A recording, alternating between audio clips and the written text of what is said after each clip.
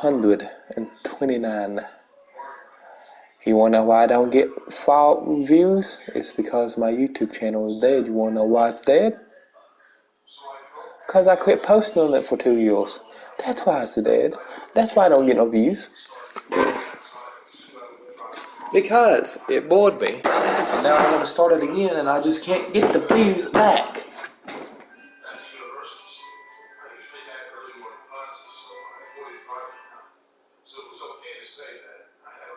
You know how long that's going to take? Because it's going to be a whole new YouTube channel. We were going to have to, you know how hard that is to work on one daggone video? No, we both got to do it.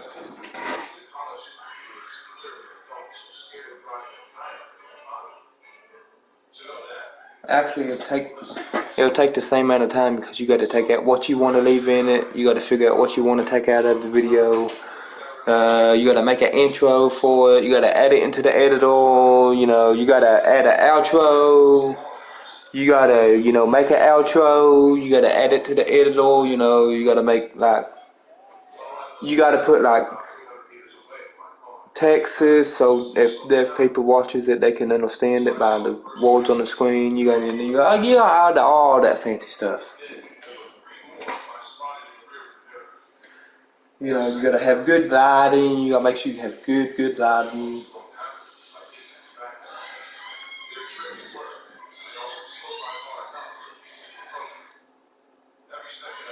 That's it. Oh, then you gotta upload it to YouTube. Depending on how slow your internet is, it could take forever. It takes a while just to make one video. We'll be spending at least 2 or 3 hours editing one video. What?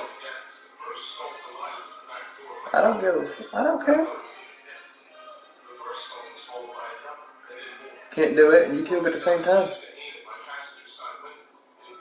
Actually, you can't.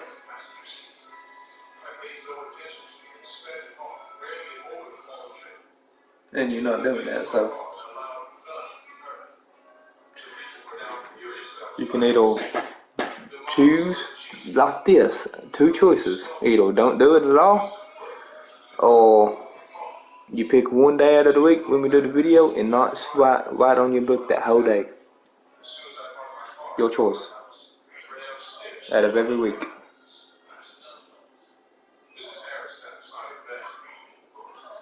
Not to the choices are not to do it at all, or pick one day out of each week and not do it at all that week, that day, and do the videos.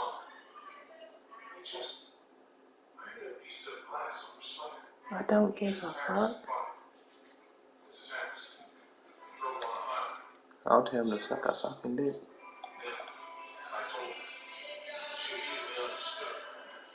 What? I don't give a fuck.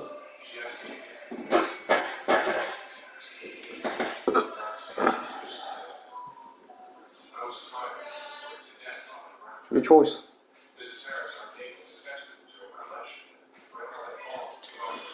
Yeah, but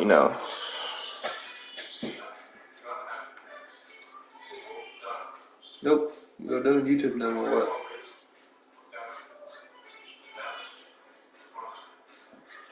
You get those 2 choices? If not, then you're not doing it at all.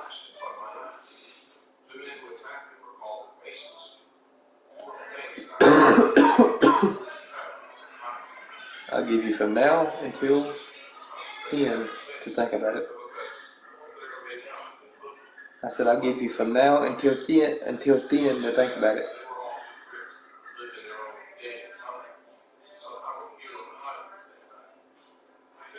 Yep. Yep.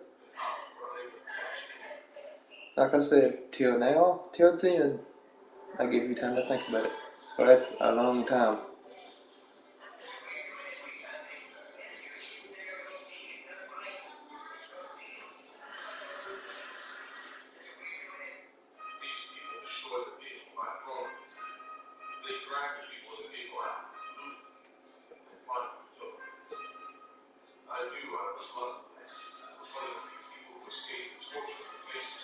I know for a fact you're not doing it right away. I said you're not doing it right away if you do it.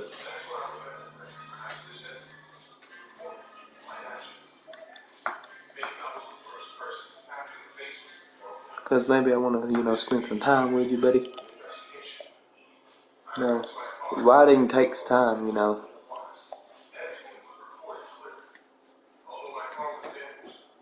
I mean, if you want to write, not spend no time, maybe that's fine by me. Because once you start writing, you don't get much time.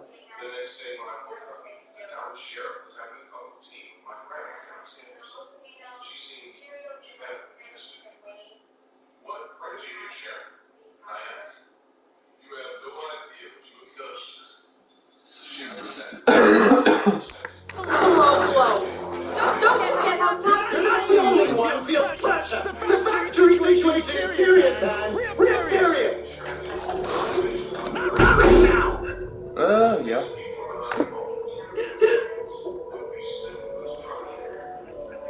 Yeah, you would need one. Yeah, you would need one. No way.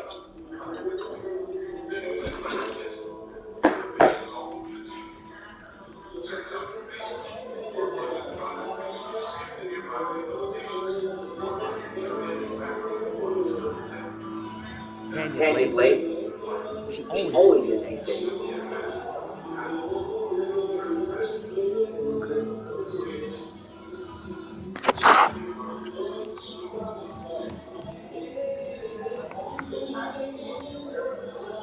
Why is this here?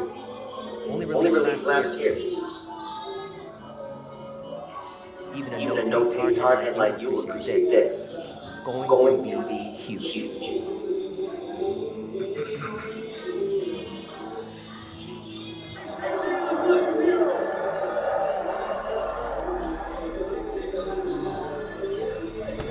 Hey, Bigfoot, find the goddamn vinyl, will ya?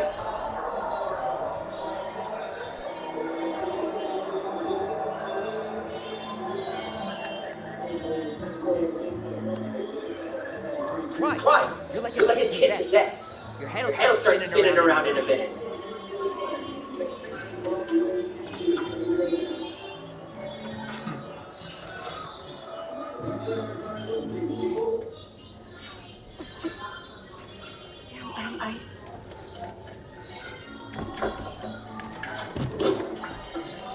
I'm going to start climbing through the window and let that door.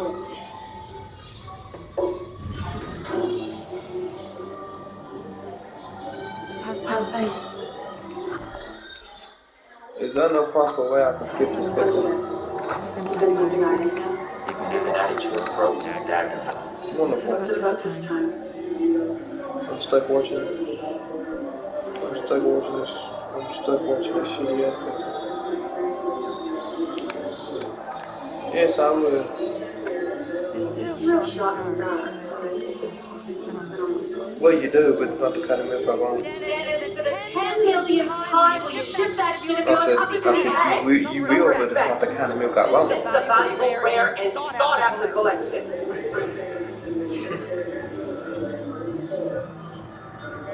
Think She was a Marine Sergeant at past life. It's called a business. I don't see how the hell baby's gonna get milk out of that anyways. I really don't get a rat's ass either way. I know, I don't see how they can. Hey, Dennis. Hey! Not Not now, now, sis. I'm busy.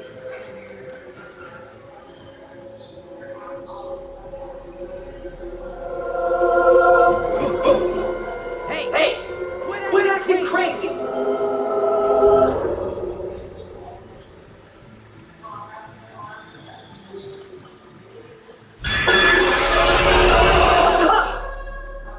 Jesus. Oh my jeez. That's 50 secrets on this game.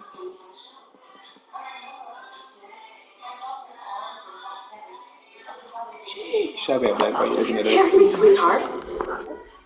I'll be right back while you're looking it up.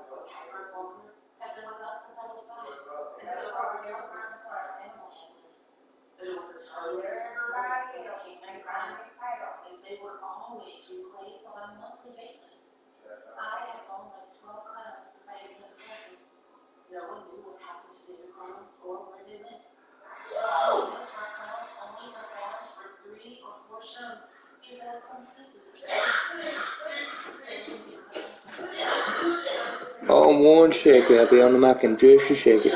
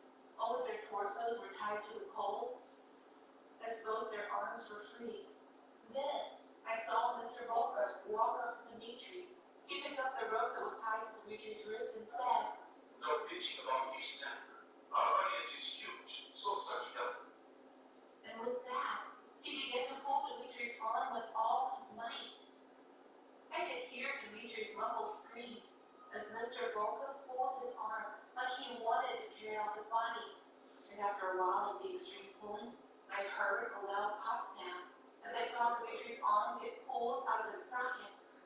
His left arm was now dangling like a noodle, and with no hesitation, Mr. Volkov then proceeded to do the same thing to his right arm. And this time it didn't take long before Dimitri's right arm was also pulled out of its socket. When he was done with Dimitri, Mr. Volkov proceeded to do the exact same thing with Andre. While he was pulling at Andre's arm, I noticed that Andre wasn't screaming. It was as if he had become accustomed to the pain. And just like the first time, after a while, I heard the same pop sound. I heard Dimitri's arms were pulled out of their sockets.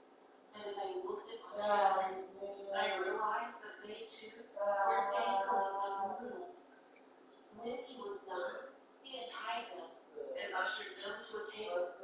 They lay on their backs with their backs still on, as Mr. Volkov went to get a hammer and chisel. He placed the end of the chisel on the base of Dimitri's ribs, and with no hesitation, he brought the hammer down on the chisel. I heard a horrific cracking noise, and I instantly knew that one of his ribs was broken. Dimitri began to writhe in pain, and Mr. Volkov held him down, saying, Don't move or you'll puncture your lungs. He said no bitching about his night. Just have to break 3 more. Just 3 more. So you'll be able to fit back in ground in that little wooden car. I watched him break Dimitri's and Andre's ribs. I didn't scream. I just watched him as he put those men in excruciating pain. When they were done, I was too scared to move, as my traumatized brain couldn't handle the morbid scene I had just witnessed. They began to walk to the door, and I still couldn't run or move, as the overwhelming fear had transfixed me. But I knew if I didn't do something soon, they would open the door and see me there. But no matter how hard I tried, my body just didn't obey me. Luckily, a few seconds before they opened the door, my father's voice pulled me back to my senses as he shouted, Aina, where are you? This show's about to start. Once I heard his voice, I ran to him. And when I finally reached him, I couldn't take it anymore as I immediately started crying. My dad did ask, What is it, sweetheart? and as I was about to speak, I heard Mr. Volkov's voice. Gather round, people. This show is about to start. Scared, I quickly closed my mouth as I watched Mr. Volkov walk up to me and my dad, with Dimitri and Andre right behind him. He took one look at me and said, What's wrong with your brother? my father then replied, She's probably just said that this is our last performance of the service. he sneered at me, before quickly retorting with, The movie I put out, we can't have her going up. It's not like anyone's coming to see her. It's my Christ families. They're all coming to see her. This is where I chill. and looking back, he struck me. My dad hung around sad. It's okay, Anita. Just enjoy the show. He then sat me on a backstage chair before leaving to go meet my mother. The show was great, but I cried through it all. And after everyone was done, it was time for the clown's grand performance. As they began to wow the crowd with their gold-bended and body-folding feet, I felt sick to my stomach, because I knew how they were able to do all these things, and the magic that once surrounded these performances was gone. After they had successfully gotten in and out of the small wooden car, the crowd gave them a standing ovation, and right there in the middle of all those people, Andre dropped dead on the stage. I remember letting out a loud scream as I was completely petrified.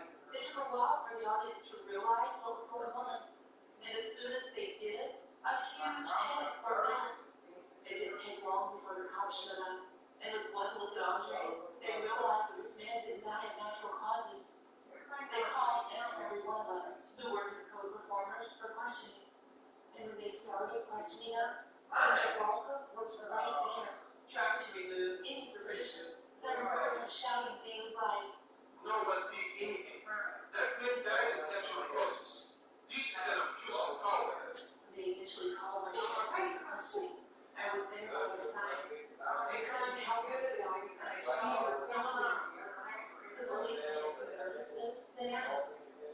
everything all right? My parents, who didn't know I was crying, then turned to me and saw tears rolling down my cheeks.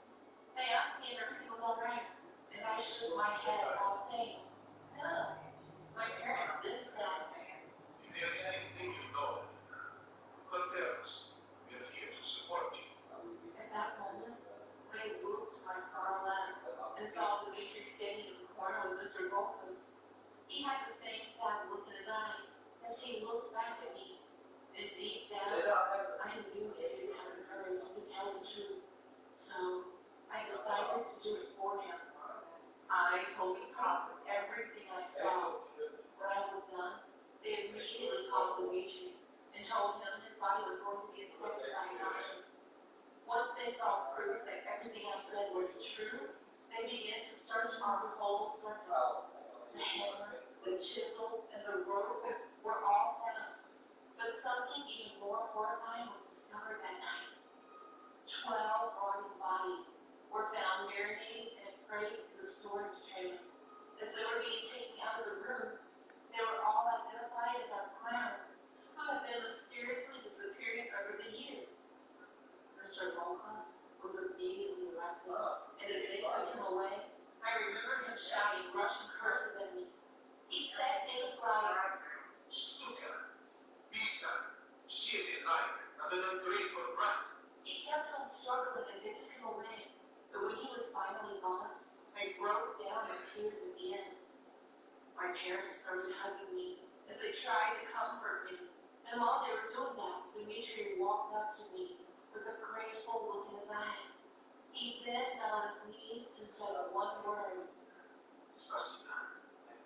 Thank you. The weeks that followed were so unraveling. It was revealed that Mr. Volkov hired illegal immigrants to work as his clowns. Dimitri, who was one of them, said that he was invited to the circus under the lure of a good job. He also said that when Mr. Volkov finally explained what he wanted him to do, he said no. But Mr. Volkov threatened to report him to the authorities if he didn't agree. He also went into detail about what was done to him, as he said the 4 ribs at the base of his ribcage were constantly broken. As Mr. Volkov said, this was to allow him various ways of eating into his stomach when he woke up. He also revealed that his arms were repeatedly pulled out of their sockets, which is why they dangled like that. Apparently, this is also done so he could easily wrap them around his body without restrictions from the joint. It also came out that Mr. Volkov was the one who killed all 12 clowns, as he was responsible for the continuous breaking of their bones every 2 weeks before they could heal completely, in addition to the numerous punctured organs. The case became a huge scandal, and I was really sad that my time at the circus ended like that. But by the following week, I was already bidding them goodbye, as I was on my way to the United States. I'm currently 31 now, and every time I say a clown, either at a kid's birthday party or vacation, I always walk up to them and give them a hug. They always get confused when I do this, and when I ask, I always tell them, even clowns need people to make them happy. I would like to think I'm accomplished for it. I was able to buy my first home at just 25 years old. It's nothing big and fancy, but it's just me, and I live comfortably in it. Moving to the suburbs, my parents gave me a housewarming party, and their gift to me was a doorbell dash cam. You can't be too careful these days. Thanks, Dad. I was wanting one of these. I hugged my parents, and we enjoyed the rest of the party. The next day, my dad came by to help me install it. After that, I started working into my new daily routine. Now that I live in the suburbs, I work out in the mornings instead of taking a treadmill at my apartment complex. I love sprinting in the fresh air every morning before work. It always woke me up for the day and gave me a good dose of serotonin. One morning, I returned home from my run and turned on the shower when my phone was a notification from my doorbell camera. I picked up my phone and looked at the live footage. It was 7 a.m., so the sun was barely coming up, but a dark shadow was lurking outside my front door. My porch light was connected to my Amazon Echo, so I was able to turn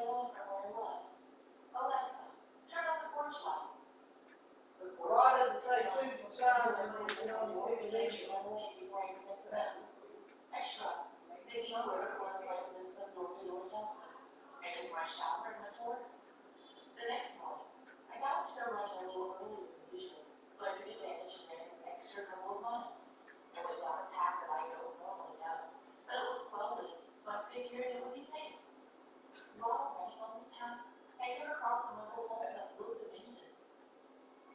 No one could see it. I felt as though the windows of the trailer were watching me. I decided to go home and let it free. Despite having actually saved it my usual route, I still felt as though someone was watching me, and it made me uncomfortable. I got home safely and locked the door behind me. My phone pinged as I was getting ready for my shower. I went to look at the camera footage. What I saw made my stomach drop. Gazing straight into the camera was a man with eyes that were unnaturally far apart and a grin bigger than the Cheshire cat itself. I watched, paralyzed with fear, as he went to the window of the living room and busted it open. I snapped out of my paralysis and made a mad dash for my bathroom and locked myself inside. I didn't hesitate to call the police. 911. What is your emergency? There's a man inside my house. I gave them my address, and they arrived within a minute, but the intruder was gone. I gave my statement, and they informed me that all they could do was keep an eye out for him, and to call them immediately if I see him. I was freaked out, and unable to wipe the image of the man's face from my mind. I don't know who he was, or what he wanted. Was he the same man that my first night chased away? I had to stay at my parents' house for a few days, and my dad helped me replace the window that was broken. One night, I was having dinner with my parents, and a news report showed on the television. This picture from my camera was displayed on the television screen. Someone was knocking on the door. My mom got up to answer. A gunshot sounded before she dropped in. What's the use of these things? My dad stood up and was shocked before he could come between myself and this man. I looked at him. He had the same expression on his face.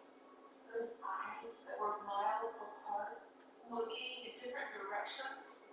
That smile, that horrific, eerie smile.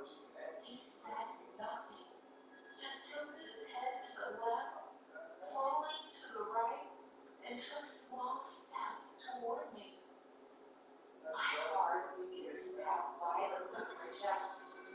The fear I felt inside, I was positive it would kill me. I had heard of dying of fright, and I never thought fear could actually take a person down until that night. As if he couldn't appear to be more unnatural, his face began to distort, as though it was melting. Are you afraid of me, Jessica? How do you know my name? That's what you're worried about. I tried to take a step back, but it's as though my legs are made of lead. I looked at him, wanting to ask what he wants, yet I can't speak anymore. Why did you bring me to my house? Why did you look into my camera like that? What do you want from me? He just keeps getting closer, closer. Suddenly, he starts to growl. Like a demon in a horror movie, his body twitches and writhes as he's brought down to his hands and knees. He suddenly stops towards me with unnatural speed, and I'm trapped where I stand. I feel a sharp pain and my eyes open.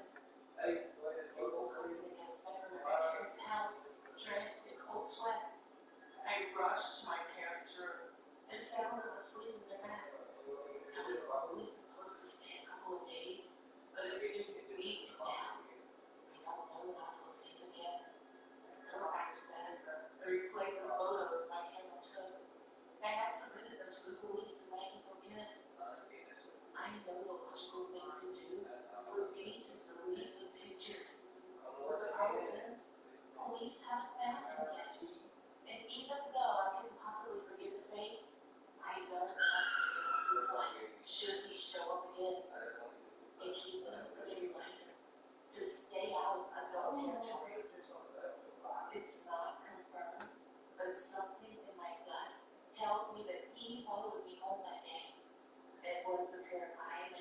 watching you from that trailer.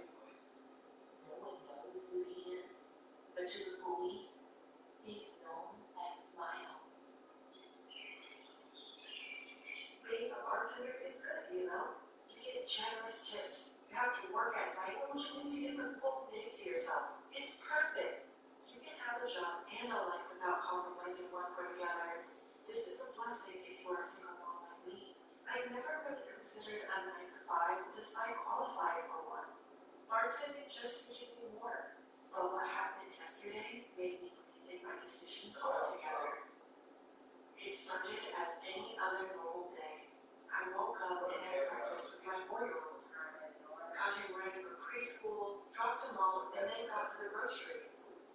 Cleaned our room, cooked lunch and dinner, and had lunch.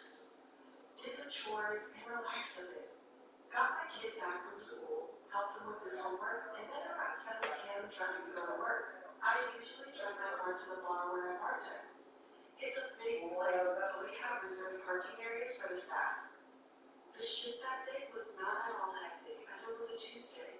And apart from a few regulars, there were hardly any new faces around. I loved my job, but being a single mom in her early 20s also means a lot of guys hit on me. I usually ignore them, and my current priority is my kid. But for the past 3 months or so, there is this one guy. Looks like he's in his late 20s. Looks good, probably rich as he visits the bar almost regularly. He sits on the corner table where hardly anyone can see him.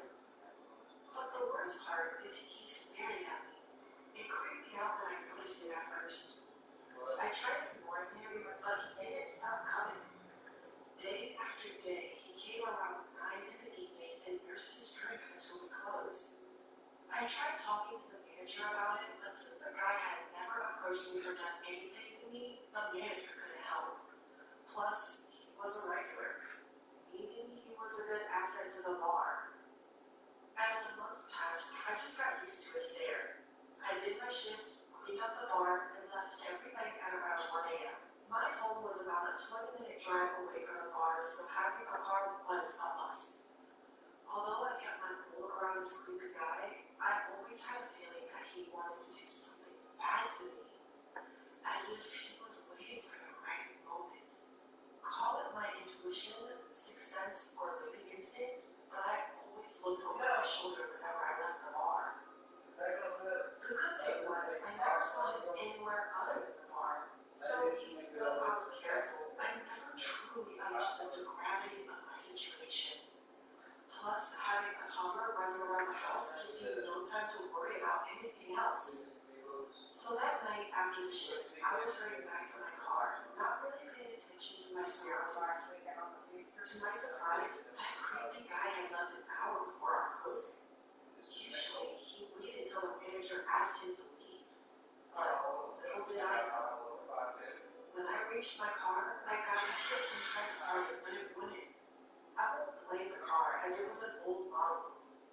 But luckily, I was prepared for such a situation. I popped the hood open and got around to check what was wrong. My tank was full and everything in the engine looked fine to me. So I tried to restart it, but it wouldn't start. I walked back to the bar, hoping to catch someone who hadn't left already. But the bar was closed, indicating everyone was off to their homes. I had no choice but to look for a cab. I started walking towards my home. The roads were deserted, and once in a while, a huge truck or car would pass by me. I must have looked stupid in the waiter's uniform walking home all alone at night. But all I could think about was a warm shower and a comfort on my soft bed. My son was usually fast asleep when I got home, but I still longed to kiss him goodnight.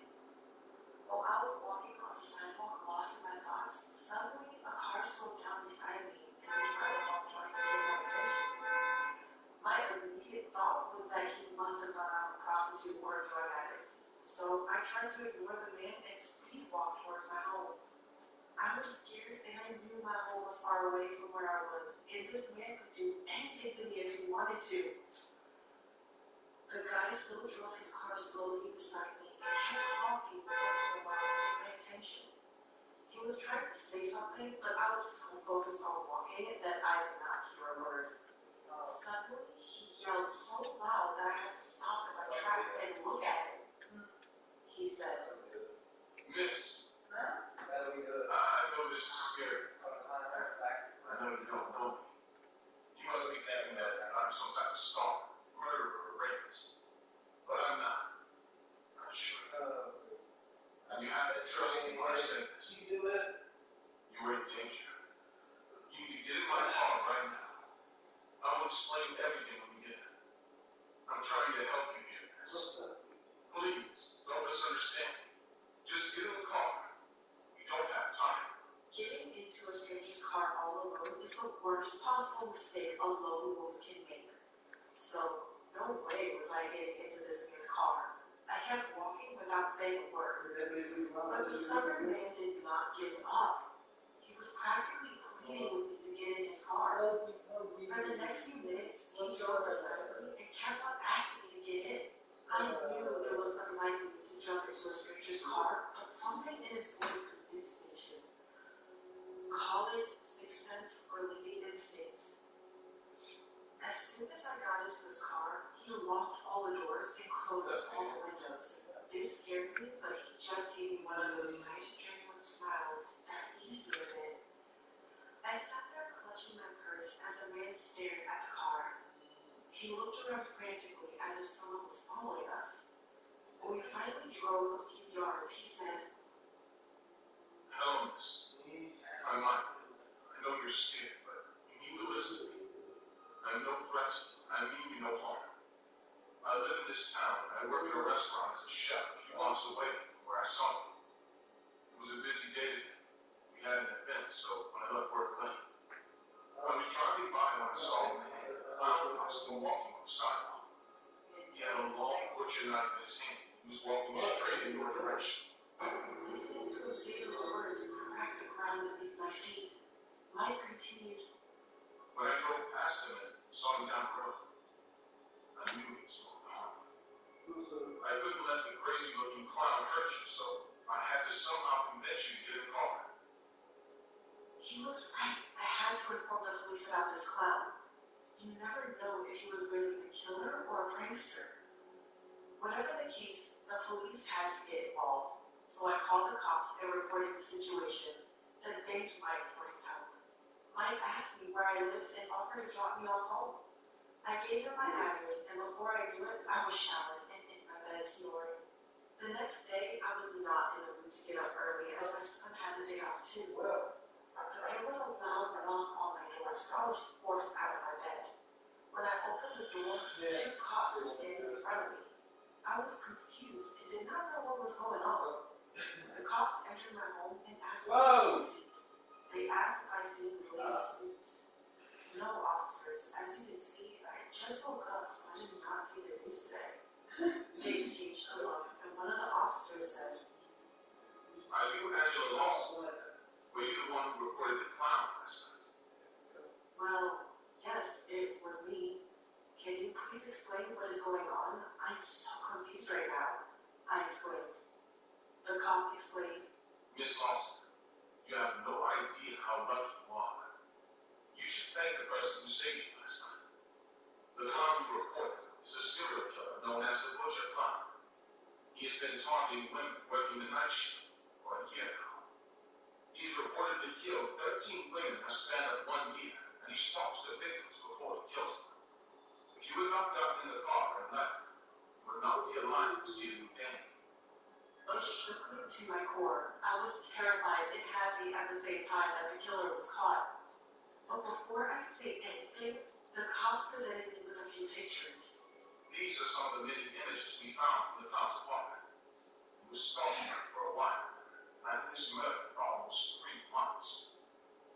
There were photos of me all over my table.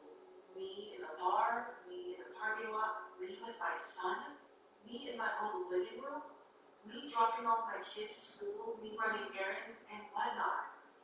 I was rendered speechless. When did he click all these, and how did I not notice? I asked the cops. As we said, Miss Lawson, he was stalking you for a couple months.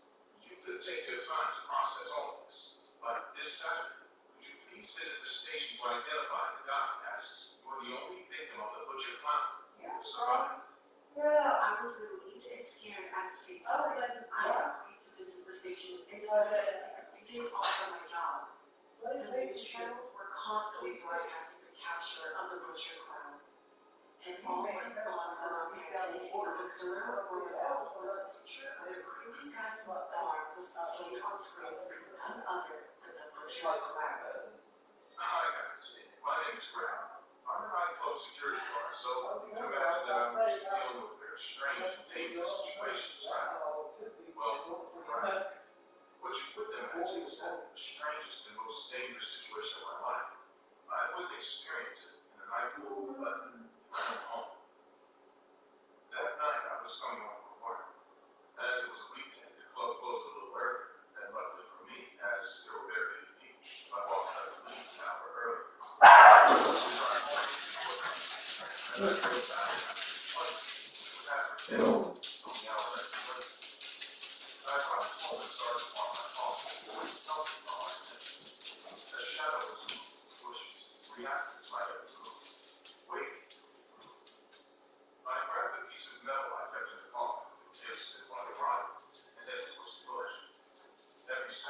Every step I took, I could feel the anticipation coursing through my body.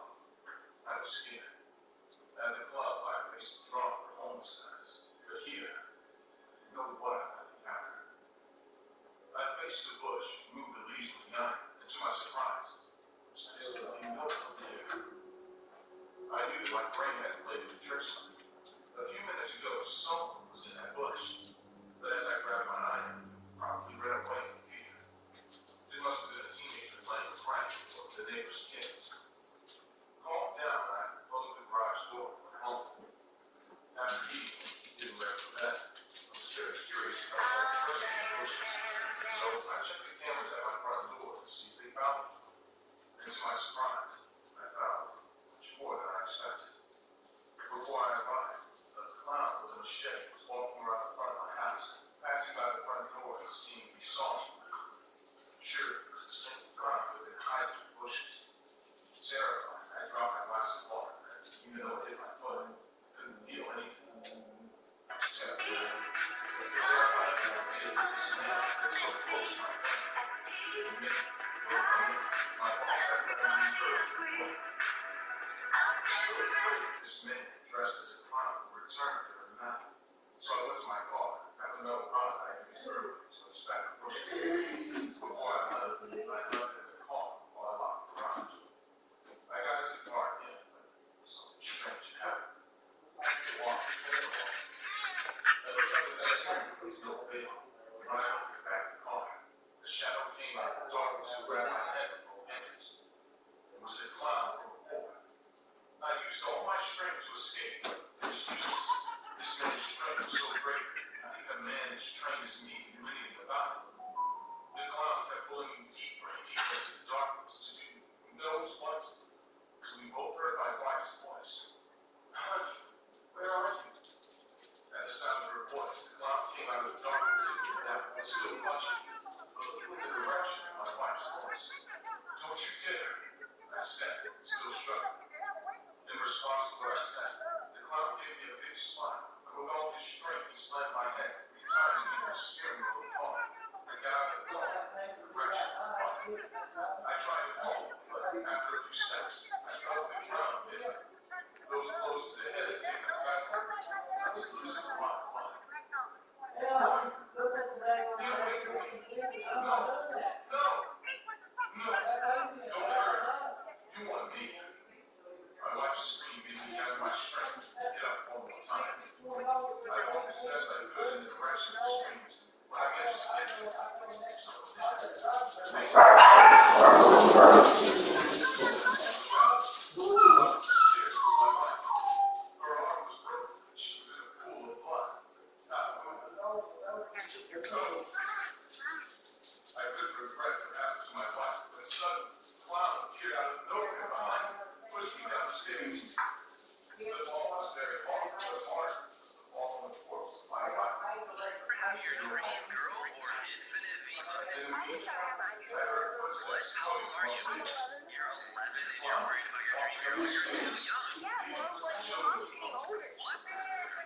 time do you believe I can find the stairs? Would you rather have your dream girl or infinite V-Bucks? What? How old are you? You're 11 and you're worried about your dream girl. You're too young. Started to climb the stairs to the boys' room. What? Would you rather have your dream girl or infinite V-Bucks? What? How old are you? Dream girl or infinite V-Bucks? What? How old are you? You're 11 and you're worried about your dream girl. You're too young. My children were still alive. What did I do? Have your dream girl or infinite V-Bucks? What? How old are you? You're 11 and you're worried about your dream girl. You're too young. I tried to What? The clown on the other side came out in a rage and started to choke me. I tried to pull him out. I had no strength. Every second that clown choked me, I got less and less time. The clown was getting weaker until he gave up and fell to the ground. Confused, I looked down. The clown had a huge hole in his body. Running out of energy, I looked all the way around and watched as my two sons ran towards me, trying to wake me up. I woke the next day. I was in the hospital. When the sound had begun, some neighbors came to my house and found me. They took me to the hospital right away. They had me in line to get me. The police came to see me in the hospital. Told me everything that happened. The clown was trying to grab my youngest son from under the bed. My oldest was acting positive. I saw him down the stairs. Mom did it to his mother. Ran to my room and grabbed my gun. As the clown was about to grab his brother, shot him. Oh, where's the donkey from?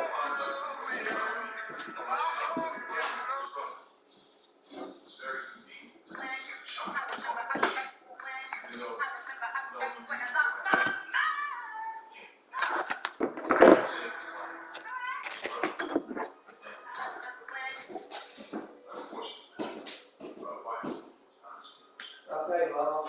She died yesterday. She fell in her sleep.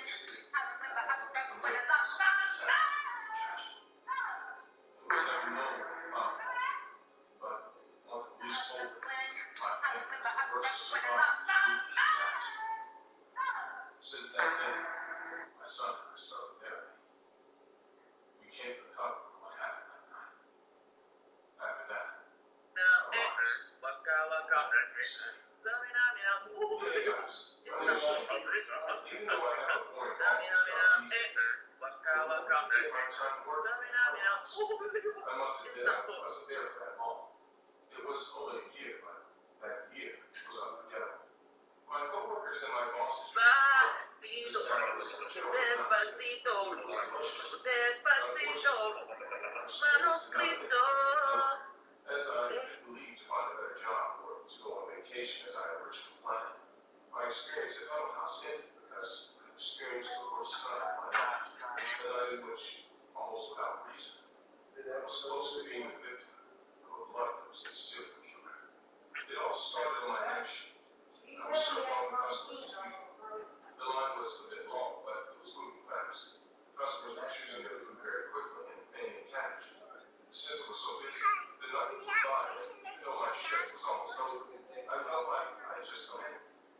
Everything was going more than excellent, until a face on the table began to catch my attention. A face that stood out from the rest, but for the wrong reasons. The man's face was imposing, full of scars and some burns. His eyes were full of anger, and I could see how this was accompanied by his lips, which he was hiding with impatience. The queue was moving fast, but the man could not catch up. So furious, he pushed the people in the queue and took second place to the person I was serving. All the customers pretended to say something to him, but when they saw his terrifying face, they all chickened out and let him pass. When he got to the line, he impatiently began to order his food. Other employees might wait on him and let him get away with it to avoid trouble. But this was not my case. I was not going to let him abuse the rest of the customers and get his food first. Sir, I will not serve you until you return to your place in line and respect it. What? When I said, sir, let the next one through and get back to your place. The look on this man's face as he heard my words was indescribable. His eyes were even more filled with anger than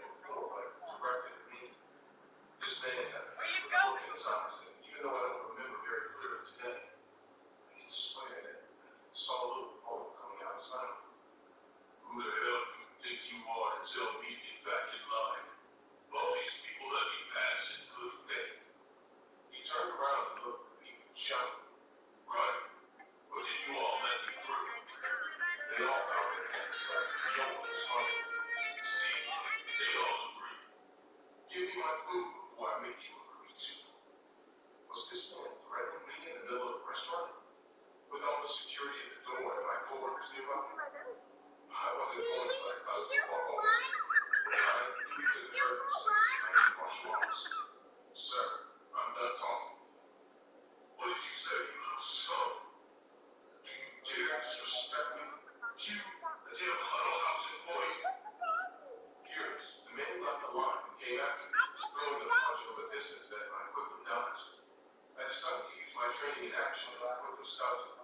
My companions were terrified, and security was coming as fast as they could, but people were laughing loud, filming what was happening while I caught the man with my arms. A few seconds later, security arrived along with others and employees, grabbed the man and began to carry him away.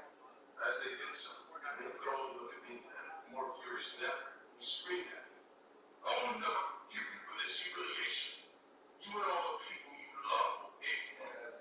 I will kill you all. You will regret making a fool of me.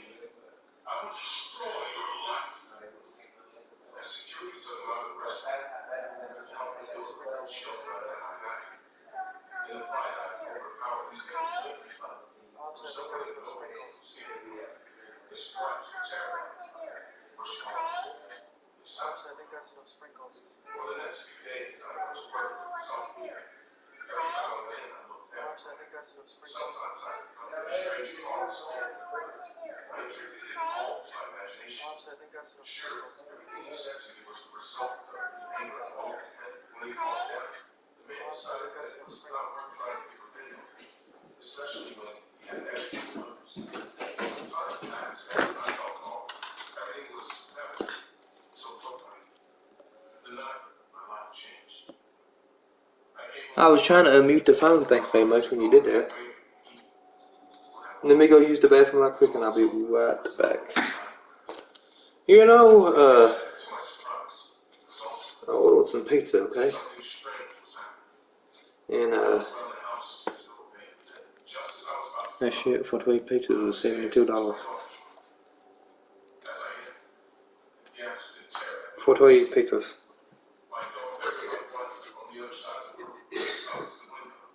A little high, ain't it? Yeah. I'm not. I'm being dead serious. Look at this.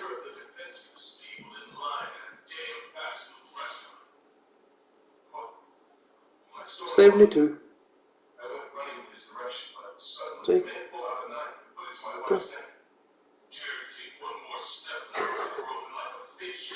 Yep, that stuff is hot downhill.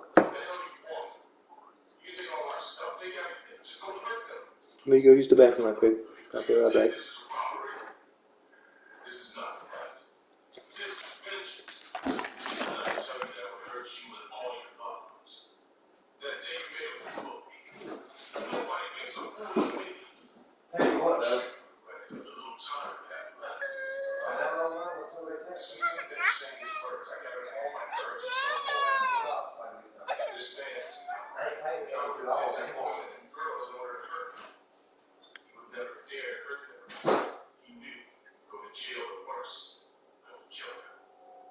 Without saying another word, I rushed toward it, but halfway, an unthinkable happened.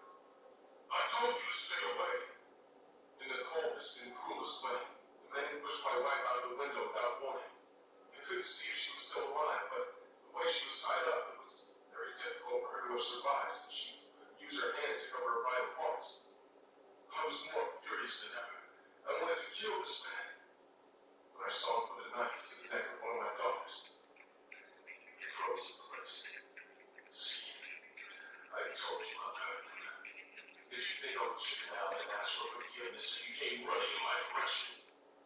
I don't think you understand your position. Neither do you nor your daughters will get out of this night alive. Right now, your mammy can't save you. I fell to my knees and cried. That's more like it. With my daughter in one of his arms and the knife in his other hand, the man approached me laughing. He lifted his huge feet, put one over my head, leaving me with my mouth on the floor. At that moment, to squeeze me tighter and tighter, stepping on me like a cockroach as he laughed frantically. I couldn't let this cycle win. I couldn't let him hurt my daughters. But I couldn't do anything. The man stopped stepping on my head and told me to lick his boot, to which I agreed. Cried as I watched him hold my little daughter in his huge arm. On the other hand, I can see his knife. Be careful where you look. One false move and I won't try to kill you, but your daughter. You won't have time to make me that damn key you made me in Hull House. And if you do, we'll be bathed in your daughter's blood. While he was talking, I get up there. But she understood. What? I ripped the knife out of his hand. His arm was a little further back. I could easily see that he was holding it very tightly. Get off! He was waiting for the house. Pull it out. He wanted this. Get off! Now, get off! But he didn't notice this. And he paid so much attention to the knife. And he left it. Get off! With a strong enough movement, I grabbed her from his feet to the ground and pulled her back. She fell into the ground with her bare head.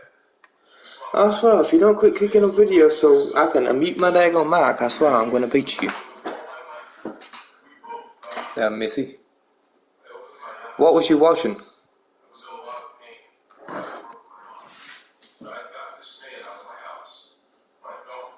What was the video before that? I turned to see him. To my terror, he had stood up. He stood in front of me, looking at me, more furious than ever. With his injured leg, he leapt over to where I was. When he got there, he bent down and put both his hands to my neck. I tried to defend myself, but my body hurt too much. I was immobilized. His hands got tighter and tighter, and I thought I could die. My wife was not around. Maybe she had escaped. Maybe she could escape with the girls and survive. I began to close my eyes. They were back. Two policemen came out of nowhere and grabbed the man. They pulled him back, and he, limp from the fall, gave in. Out of breath and confused, I closed my eyes and remembered nothing more. A short time later, I woke up in the hospital. A policeman arrived a few minutes later and told me that some neighbors saw my wife tied up. They didn't dare go out to see what was happening, but they called the police. Holiday sale on PlayStation right now. Holiday sale on PlayStation. Man, they call this a holiday sale?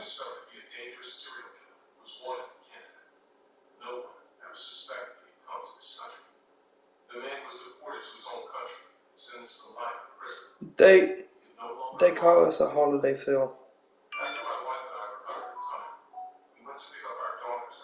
I got a notification on PlayStation. They was having a holiday sale. And I don't think this is what you call a holiday sale.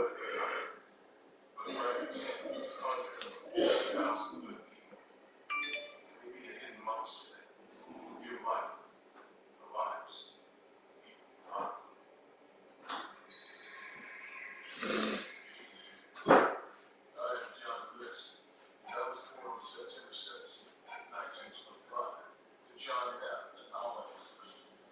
My mother was 38 years old, and my father was 66 at the time. I didn't have any full-blooded siblings, but I did have maternal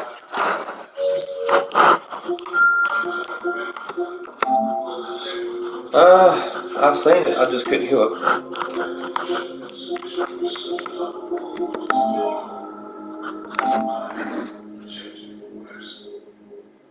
My wife and I were celebrating when we returned home. We were returned from our date. We had a wonderful night. We talked much like when we first started dating. The food was perfect. The wine was sweet. The conversation was just great. We made our way inside the tent. In addition to making the tent, What the fuck?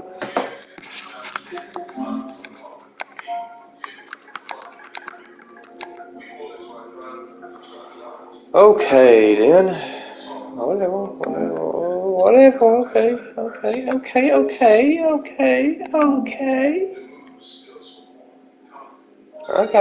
I got you, don't worry. I got you.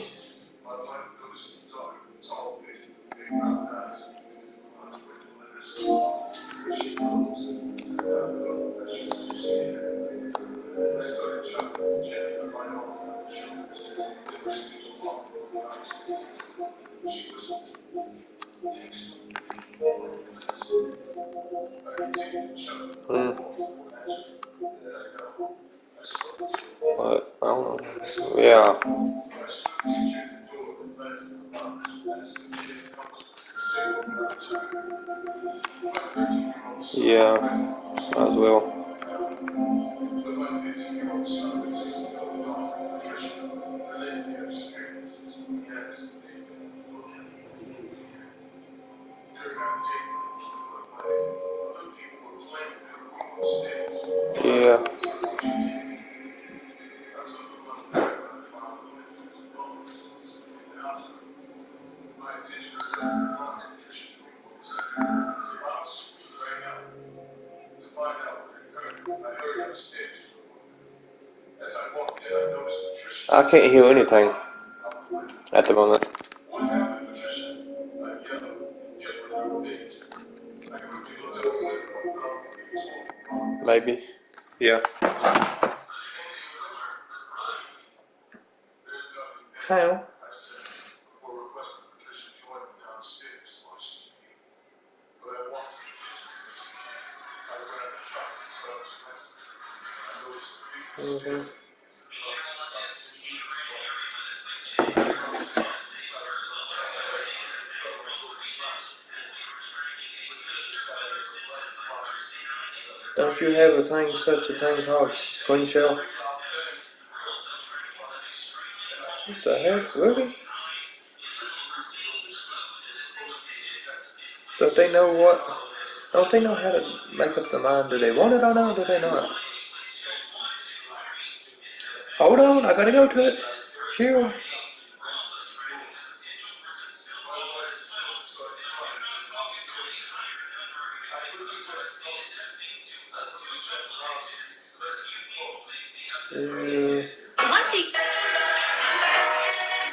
Why did this say you just joined? What the heck? It just told me you joined. The call.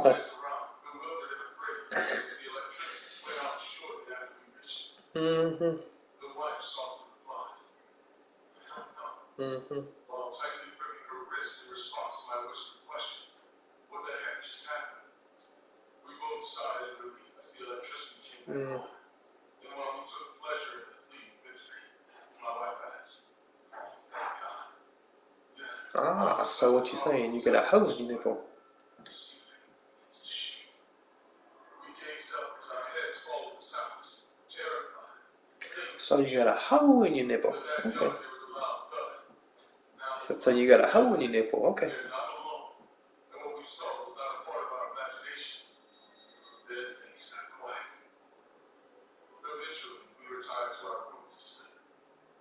There was a brief period of peace, after which we felt no signs of being disturbed. We attempted to summon some courage as we headed to bed, even though we were still shivering from fear. I awoke while still in my bed. My eyes were open. I attempted to move my finger in the dark, failed to do so before realizing my error. I sensed movement in the room, presence. Although I was unable to see anything, I felt it was something, but it didn't feel sure. I made an attempt to move my body. It appeared that gravity was now acting more forcefully as a result, and I started to perspire heavily. I was unable to move anything other than my eyes. Whatever was in my chamber was unbeatable, despite my best efforts to manage. When I tried to speak, nothing came out. I felt the presence at the foot of my bed. I was able to lift my hand to gather my strength. I was unable to feel anything. When I sensed the presence getting close to me, I was able to get myself out of bed and begin crawling on the floor with all the strength I could muster in my body. The presence followed me. I gathered more energy and continued to run quickly. I tried calling out the names of my family, but nothing came out of my mouth. I attempted to scream once again as the entity entered the room and drew near me. Then, when I came to while still in my bed, nothing had it changed, save for the fact that I was no longer aware of the presence. As soon as I discovered I could move, I swiftly checked around. Then I swiftly looked to see if my wife was like next to me. Being in bed made me joyful. I told my family everything the following day. They all said, every day I made an effort to convince myself. Oh yeah, put it. I'm trying to play this game.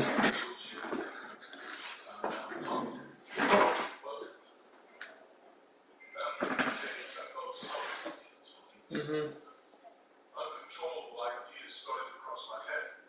These were only bad thoughts. I made an effort to push the thoughts away. Were just too strong for me. Due to my severe financial issues and the difficulty I was having with body. I heard you talking about me. Not Now, now, Megan. Like to have To a have a bath bath in in peace? peace? Take a Take a break from break this from this madhouse madhouse for a while? I'll be right back. What?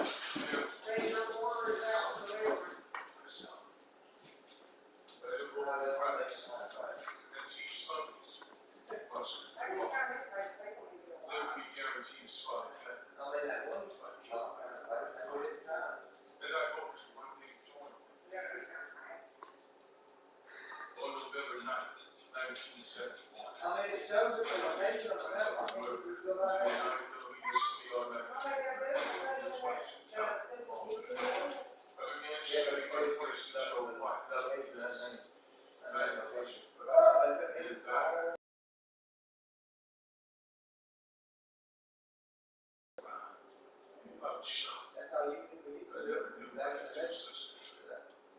I could smell the blood.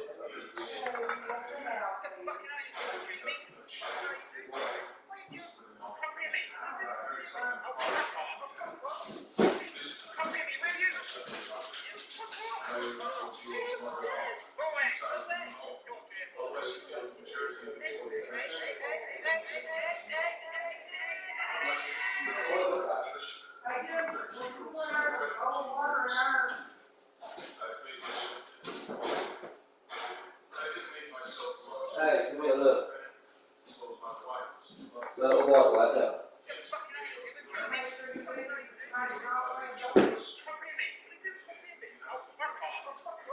Bam, bam.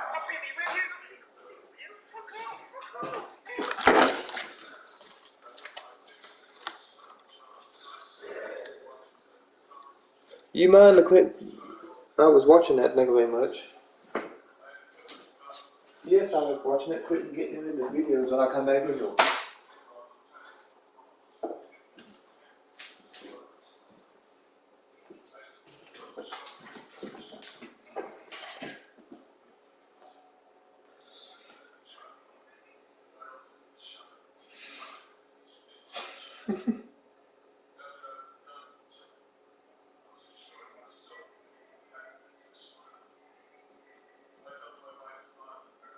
You're going home in 30 minutes.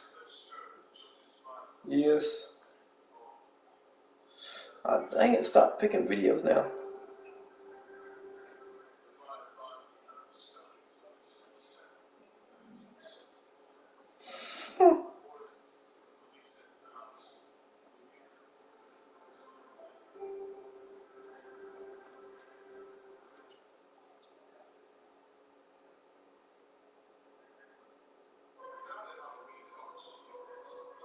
Yeah.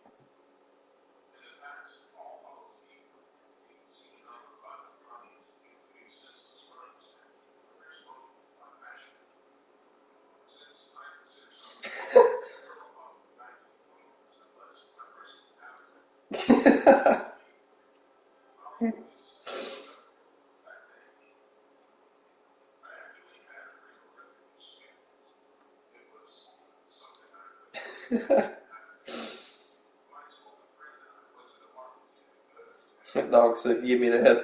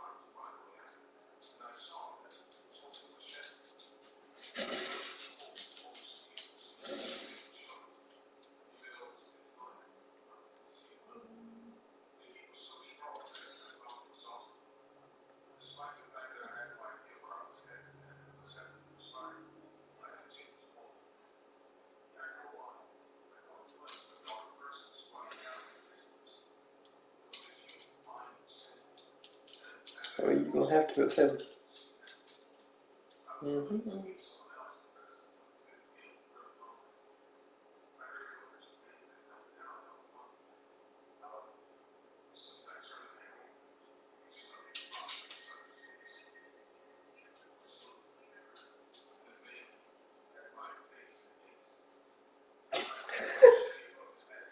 What the?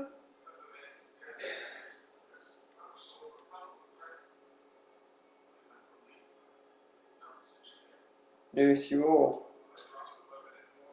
Yes, you are. Okay. No go, no game Saturday.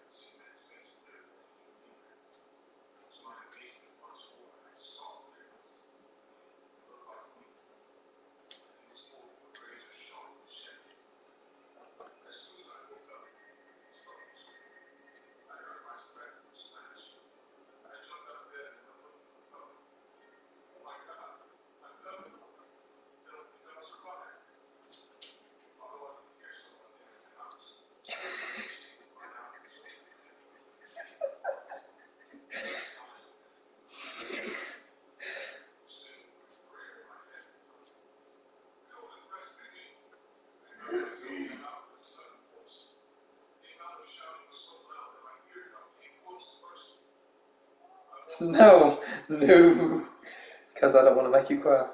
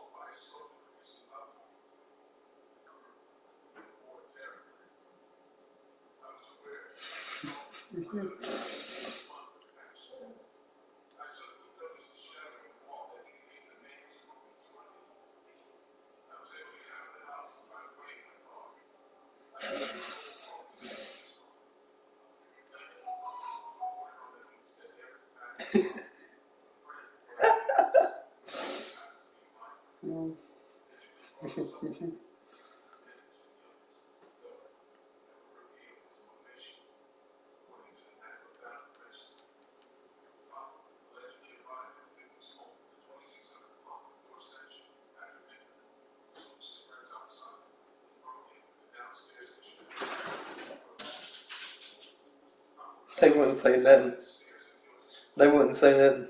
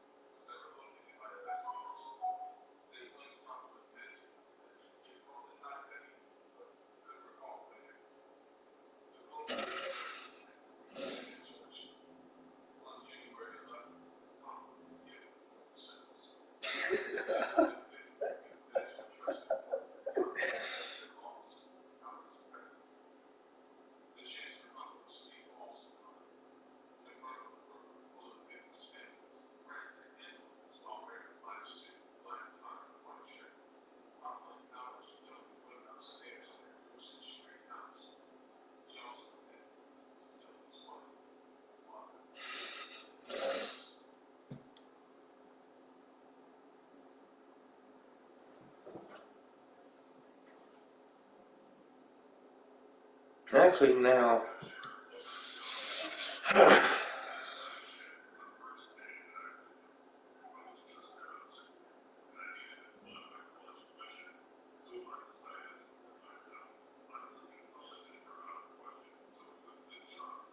Hmm.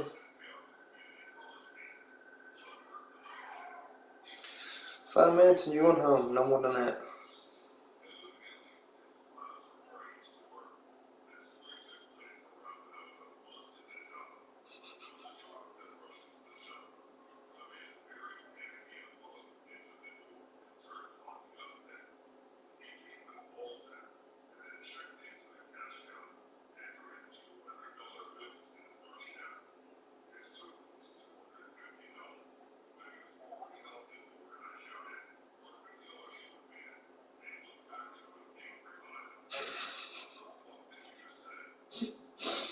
Monkey will let go.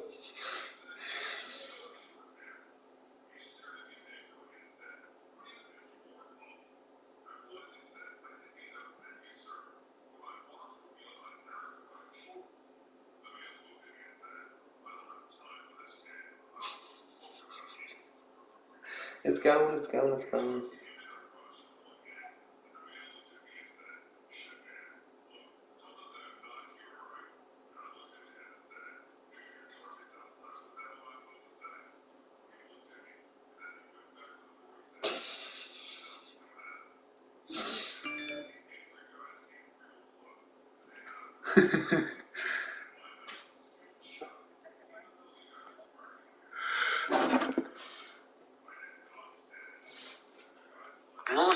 I don't know what part of law you've been to that's okay, but this place.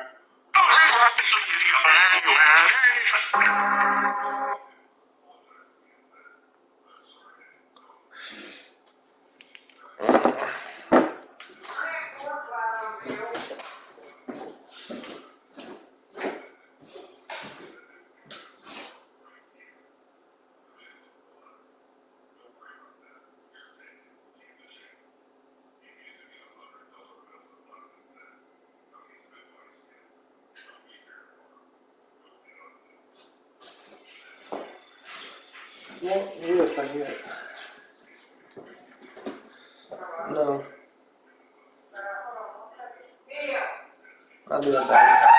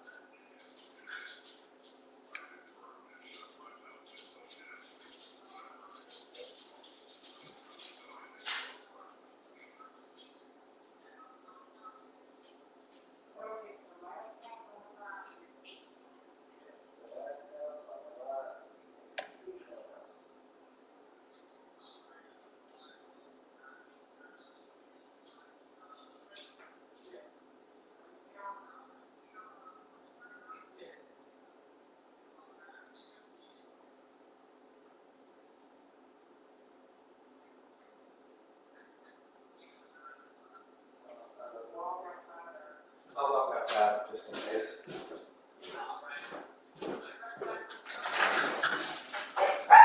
Yeah, just keep on going.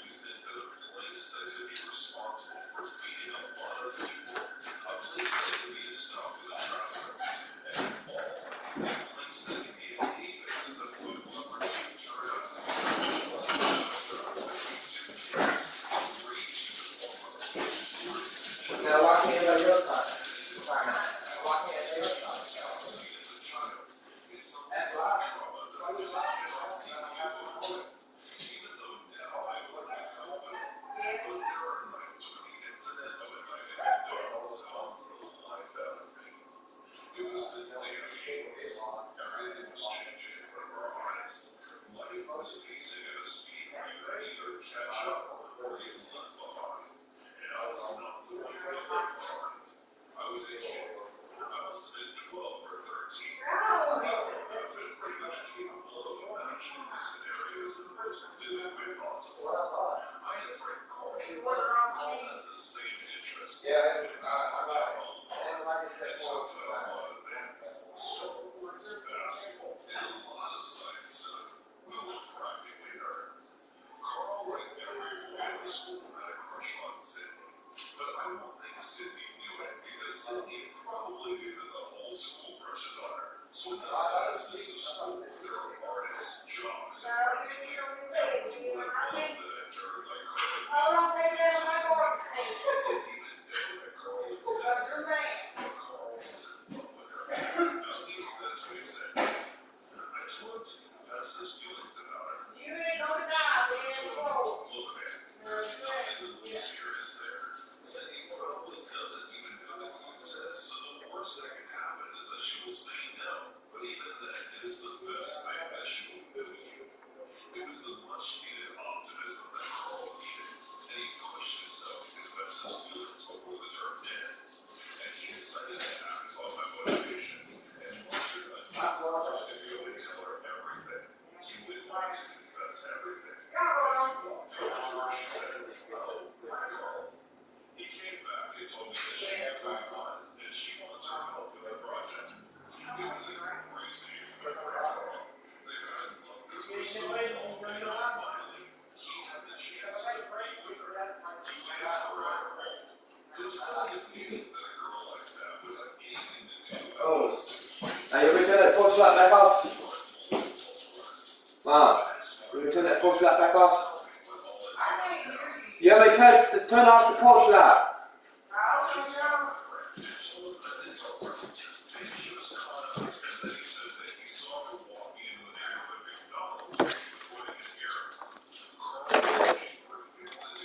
Ho, ho, ho. Why is it dark? Oh.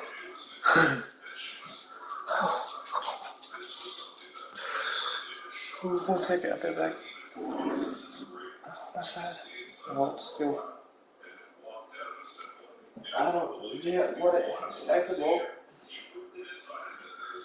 Yeah, yes.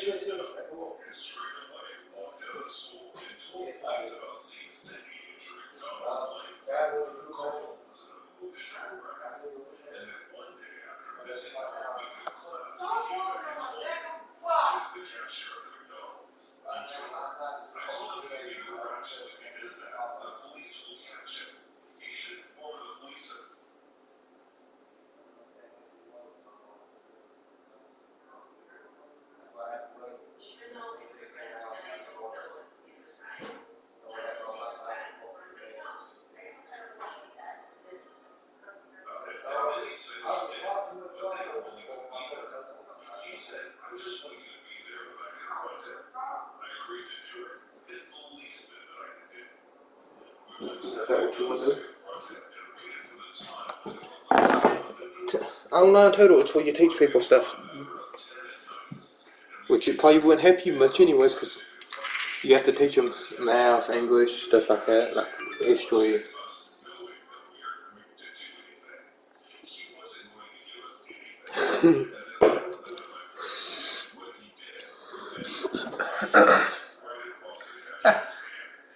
It's online. You be doing it online, not in person.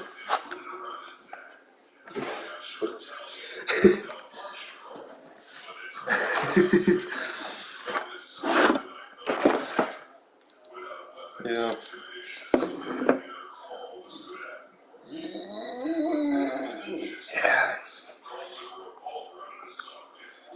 Well, I want to take a break from this game.